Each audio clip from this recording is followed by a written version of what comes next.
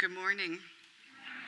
Welcome to our Good Friday service as we bring ourselves down from the high of the Palm Parade. We find ourselves now ready to encounter the crucifixion and the death. And so we begin this morning with our choir, who is going to help us set the tone for today's service.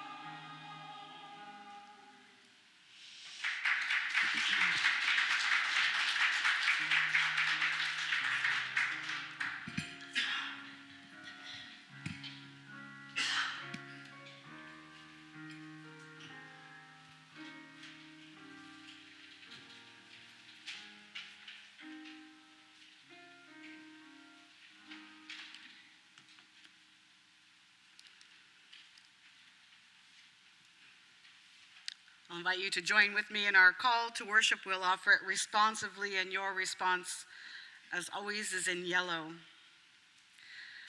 Good Friday is a difficult part of our faith.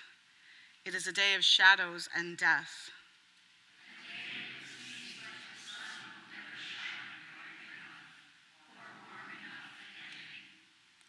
It is a day of pain and sorrow.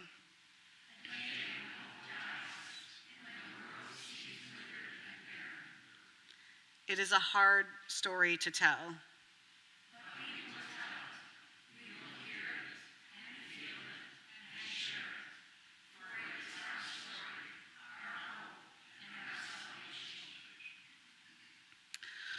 I'll invite us to sing together. We're going to sing in the quiet curve of evening and invite those who are able to stand as we sing.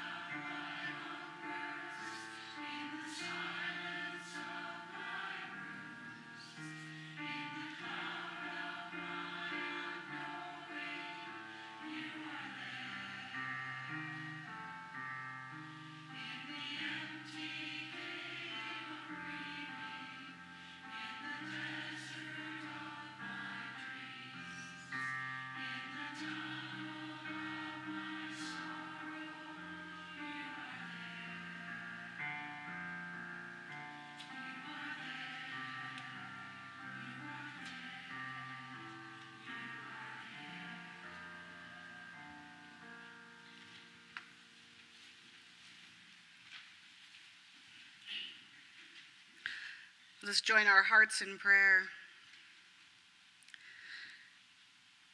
Loving God, be with us today as we hear again about the arrest, trial, crucifixion, and burial of Jesus. Give us the courage to face these difficult stories from our faith tradition and to listen for what you are saying to each one of us today through these remembrances. Amen.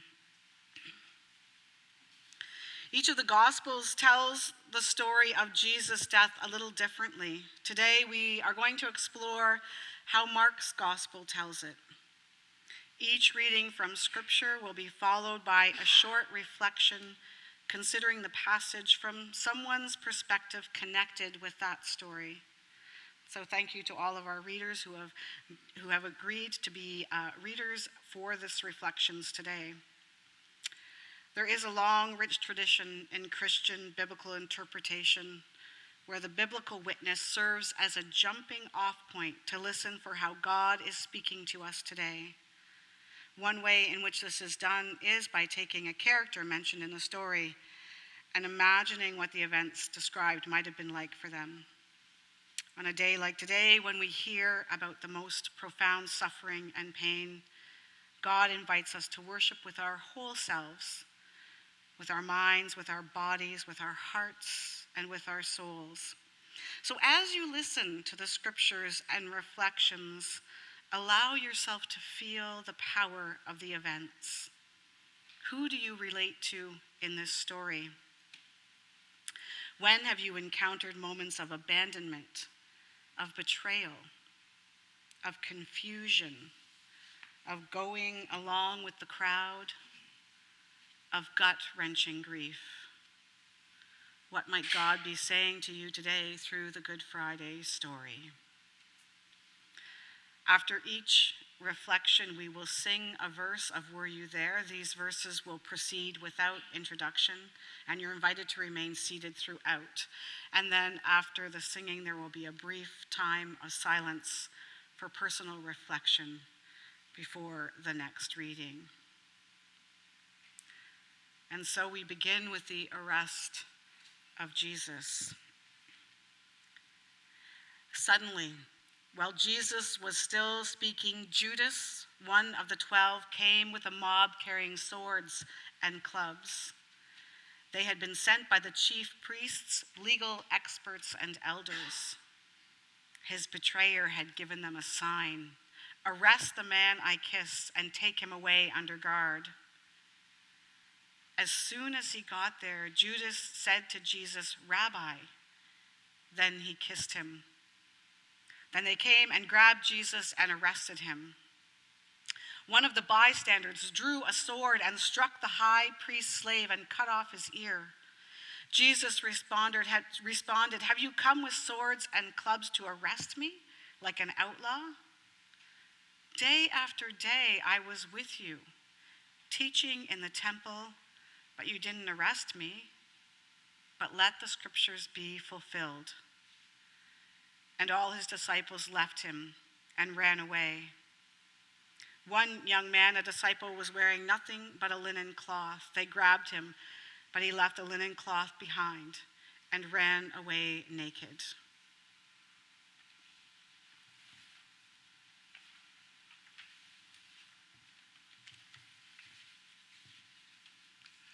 Have you seen Jesus? Ezra here. I work for the chief priests guarding the temple area. We're supposed to arrest Jesus, the teacher from Nazareth, tonight. But I'm too late, I think. I got tied up at home, you see. Well, maybe I took my own sweet time getting here.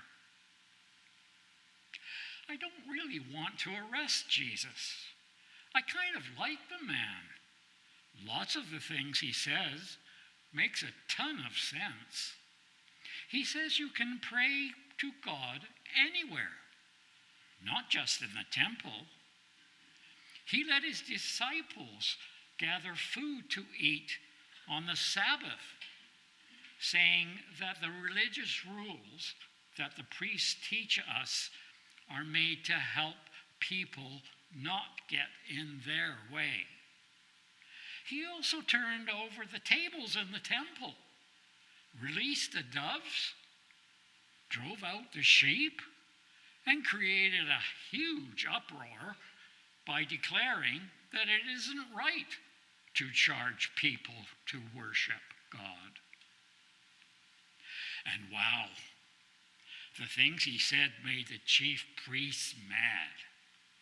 The priests are kind of particular about everyone following the rules. They want people to do things their way, and Jesus makes folks ask questions. Folks like me. They don't like questions the chief priests don't.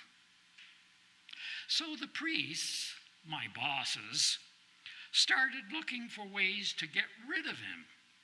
They asked him a bunch of trick questions the other day, but he managed to talk his way out of it. He's one quick thinker. Now they found someone to help them one of his followers, a man named Judas. Now they have a plan to arrest him at night so that the crowds who support him won't know what's happening. We're supposed to wait until Judas kisses Jesus and then take him away as quickly as we can. It's really dark in the garden now, and I don't hear any sounds. I wonder if it has already happened.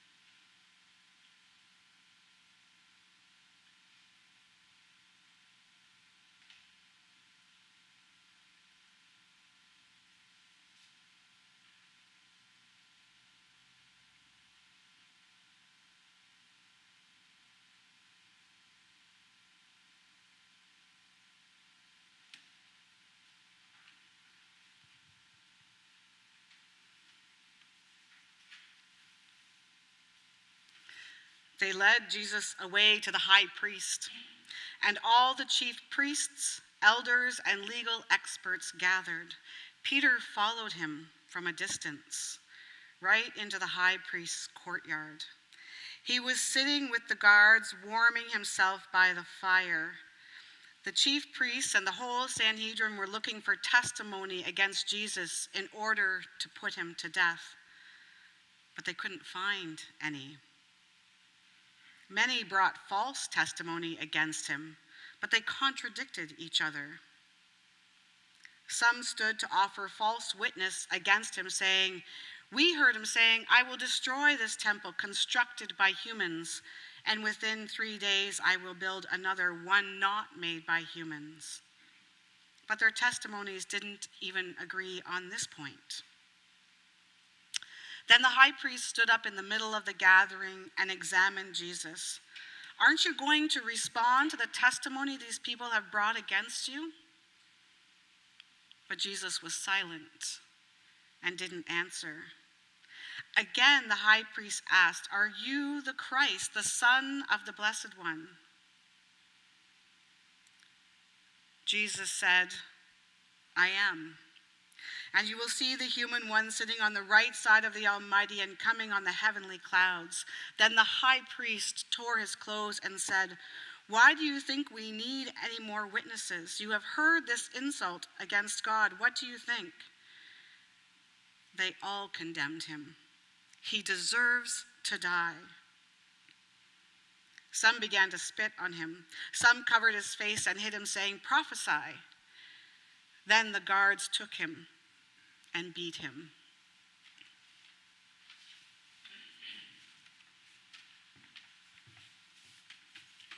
Have you seen Jesus? Joseph here, a member of the Sanhedrin, one of the chief priests whose responsibility is to take care of the temple and make sure the laws and traditions of our people are followed and respected. I cannot believe the trial is over already and that they've taken him away. That trial was so strange. The guards brought Jesus to the high priest's house as we had arranged, and we had a bunch of witnesses there ready to testify. But the witnesses all said different things. No one could get their story quite straight. Then the high priest interrupted and demanded to know if Jesus thought that he was the Messiah, the anointed one of God that we have all been waiting for. Jesus didn't answer at first, but then he said he was. Could it possibly be true? He isn't the kind of Messiah anyone was really expecting. I mean, he rode into town on a donkey of all things. What leader rides a donkey? Surely the chosen one of God would have rode in on a majestic horse. Instead of leaving the people to revolt against Rome and put the Sanhedrin back in charge, he talked about turning the other cheek and loving your neighbor. He also didn't seem very concerned about other people who were following the religious traditions of people properly.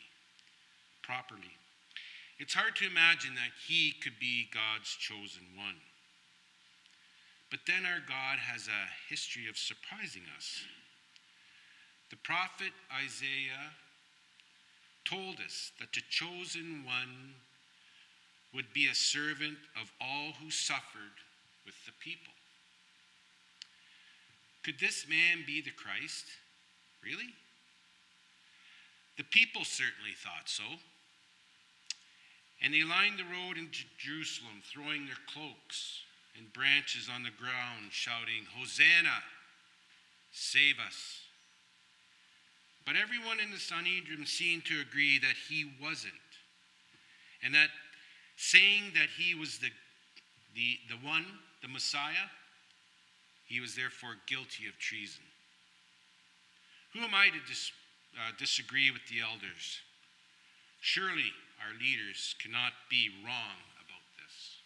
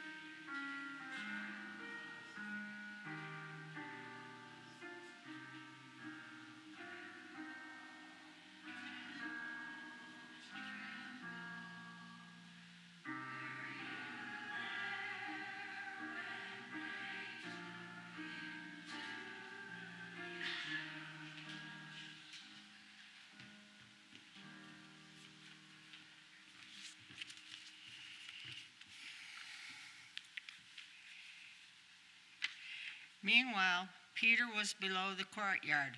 A woman, one of the high priest's servants, approached and saw that Peter was warming himself by the fire.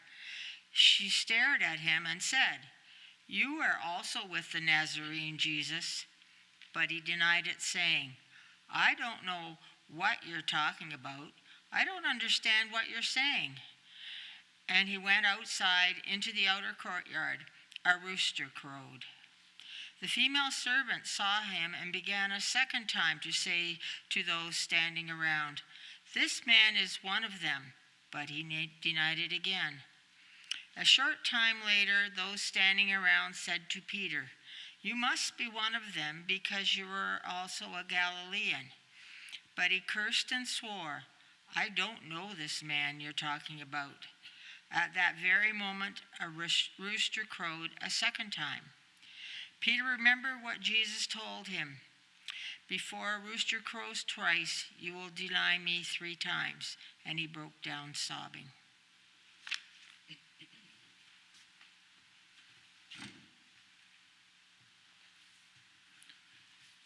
Have you seen Jesus? I need to find him to beg his forgiveness. He knew I would do it, he somehow knew that I would say, I don't know him 3 times. I don't know him. How could I have said that about my best friend and beloved teacher?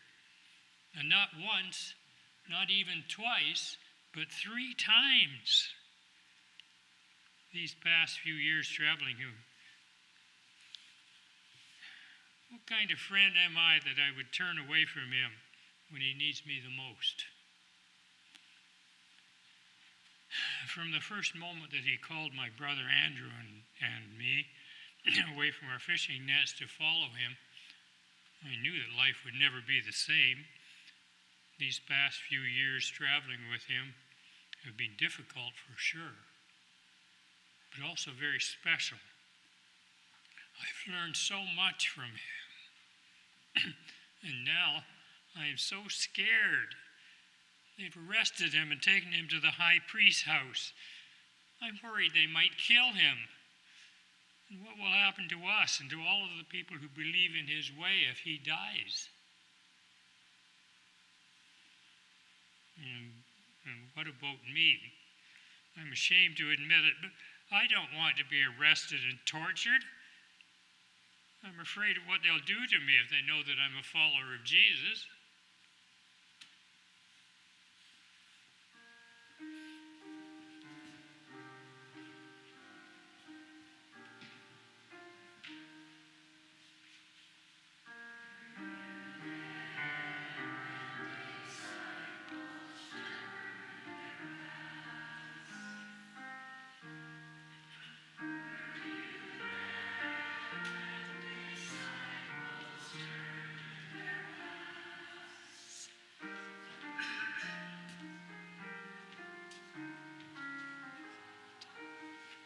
It causes me to tremble, tremble, tremble.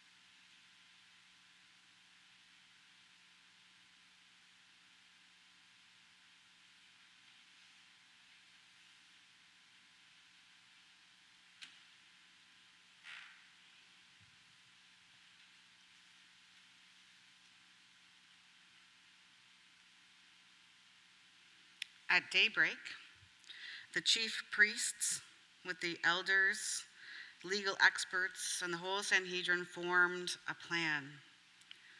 They bound Jesus, led him away, and turned him over to Pilate. Pilate questioned him, "Are you the king of the Jews?" Jesus replied, "That's what you say." The chief priests were accusing him of many things. Pilate asked him again, "Aren't you going to answer? What about all these accusations?" But Jesus gave no more answers, so that Pilate marveled. During the festival, Pilate released one prisoner to them, whomever they requested. A man named Barabbas was locked up with the rebels who had committed murder during an uprising. The crowd pushed forward and asked Pilate to release someone, as he regularly did. Pilate answered them, "Do you want me to release to you the king of the Jews?" He knew that the chief priests had handed him over because of jealousy, but the chief priests stirred up the crowd to have him release Barabbas to them instead. Pilate replied, "Then what do you want me to do with the one that you call the king of the Jews?" They shouted back, "Crucify him." Pilate said to them, "Why? What wrong has he done?" They shouted even louder, "Crucify him." Pilate wanted to satisfy the crowd, So he released Barabbas to them. He had Jesus whipped and then handed him over to be crucified.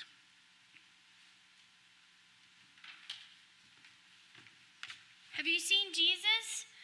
I can't believe what just happened.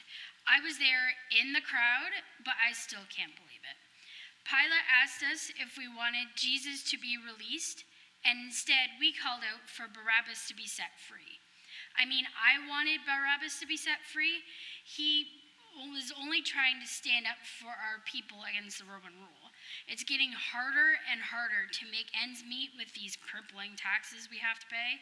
And all of the young men are being conscripted to the Roman army, which leaves no one to tend the fishing boats or the fields. Anyone who questions the Roman rule gets arrested. If you're lucky, they only beat you, then release you. If you're unlucky, then they make an example of you. They hang you on a cross until you're dead. And I didn't want that for Barabbas. I also didn't want that for Jesus. Jesus is a kind and gentle man, the sort of person who lets little kids sit on his knee. He'd never hurt anyone. In fact, he told his followers not to hurt other people. He said that we should do unto others as they would have done unto them. Why did Pilate make us choose? Both men should go free.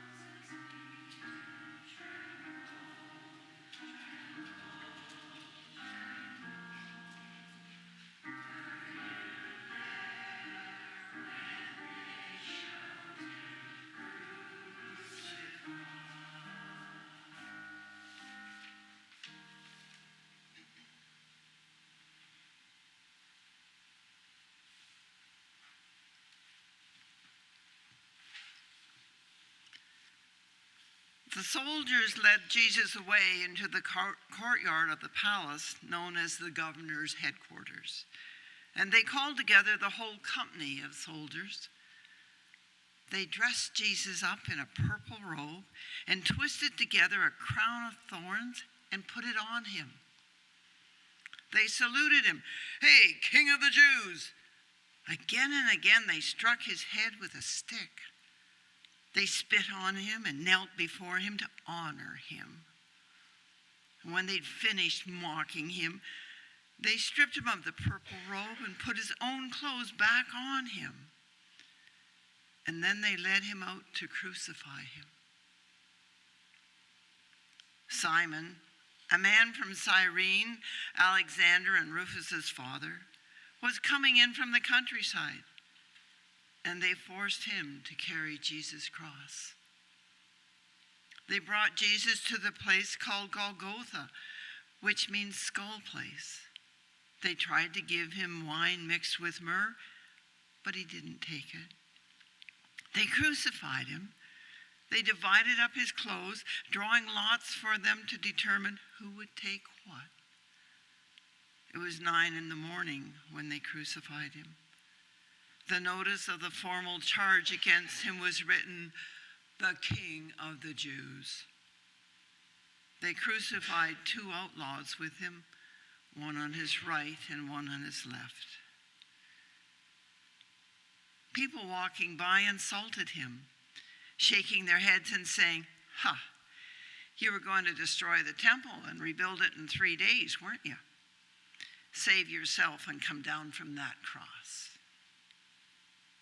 In the same way, the chief priests were making fun of him among themselves, together with the legal experts.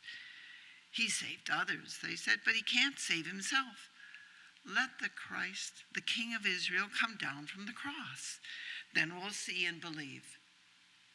Even those who had been crucified with Jesus insulted him.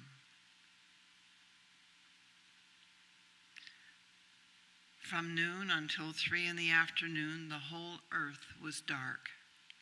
At 3, Jesus cried out with a loud shout, Eloi, Eloi, lama sabachthani, which means, my God, have you forsaken me?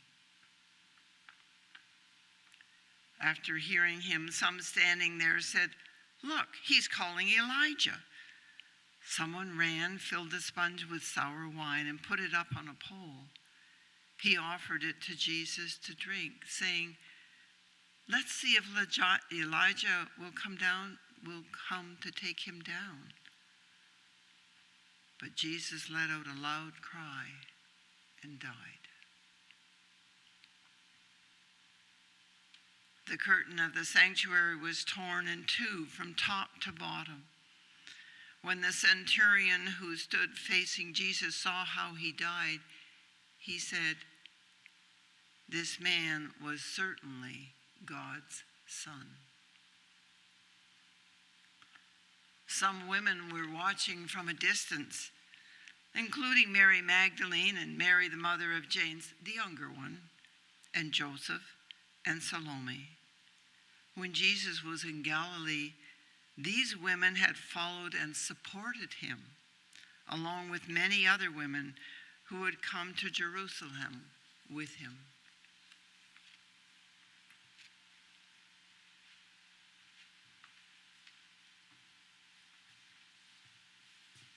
Have you seen Jesus? There are moments in life that are just seared into your brain, your heart, your soul, and your body in a way that never fades away. I knew even as we stood there at the foot of the cross, the other Mary, Salome, and I, that this would be one of those moments for me. I would never be able to unsee my dear friend Jesus hanging there. He tried to warn us. He told us that he would suffer and die, but I kept hoping he was wrong. Jesus saved my life. When I was trapped by fear and sin and shame, he told me that God loved me. And even more importantly, he helped me believe that God loved me. Me, Mary Magdalene, with all my mistakes, with all my failures, with all my shame, I was a beloved child of God. Really believing that had changed my life. That's Jesus' gift to me, and no one can ever take it away. And so I stand here beneath the cross with my heart breaking. If he has to suffer, the least I can do is bear witness, so he knows that those who love him are nearby.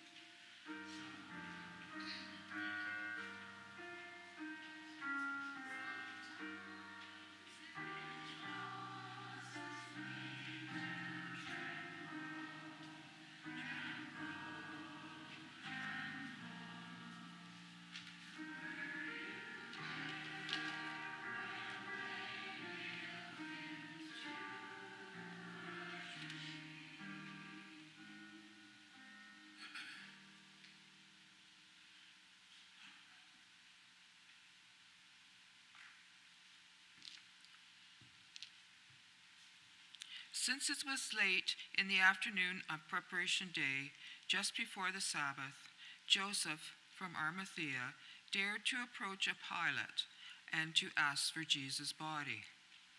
Joseph was a prominent council member who also eagerly participated in the coming of God's kingdom.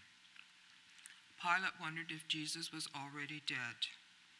He called the centurion and asked him whether Jesus had already died. When he learned from the centurion that Jesus was dead, Pilate gave the dead body to Joseph.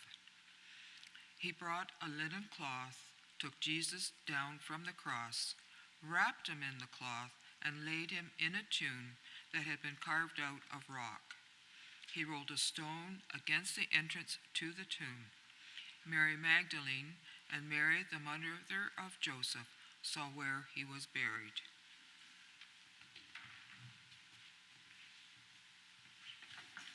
Have you seen Jesus? They took him off the cross so quickly and whisked him away to be buried before the sun sets and the Sabbath begins.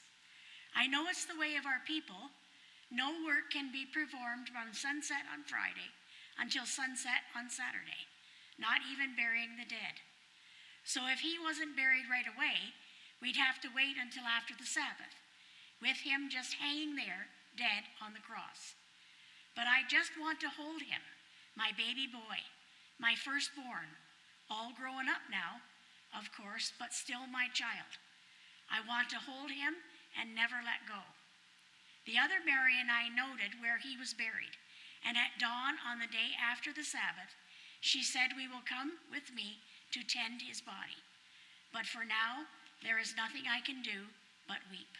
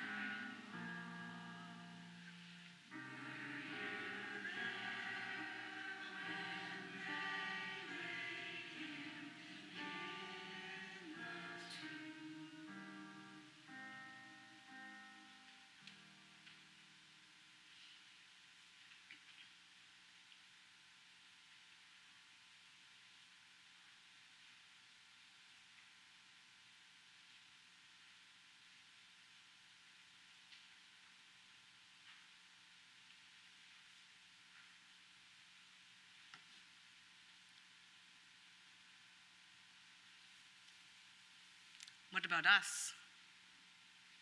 Have we seen Jesus? Have we seen Jesus in the people who are weeping for the death of loved ones? Have we seen Jesus in the people who bear witness to the pain of the world and seek to bring about God's reign of justice and peace? Have we seen Jesus in the despised, the rejected, the outcast?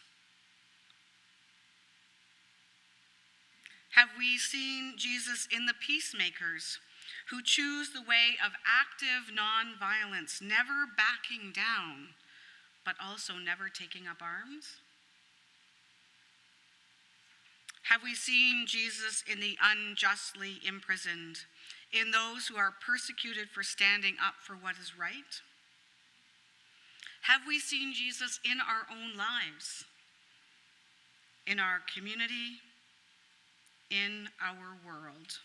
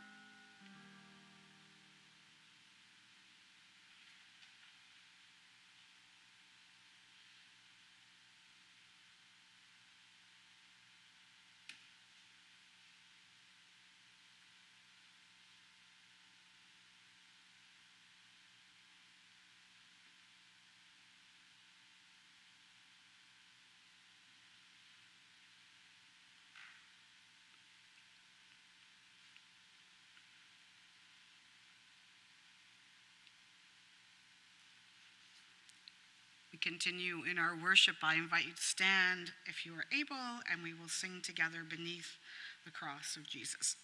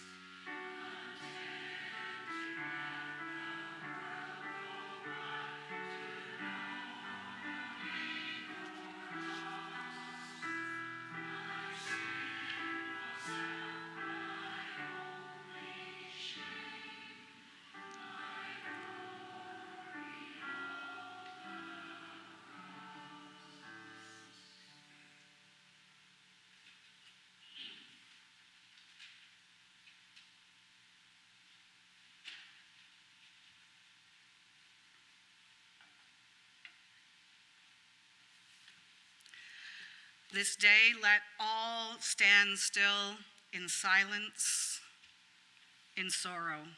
Sun and moon be still, earth be still, still the waters, still the wind. Let the ground gape in stunned lamentation. Let it weep as it receives what it thinks it will not give up. Let it groan as it gathers the one who was thought forever stilled. Time be still. Watch and wait. Still. We go from this place to watch and wait. I invite you to spend as much time as you need and then leave in silence when you are ready.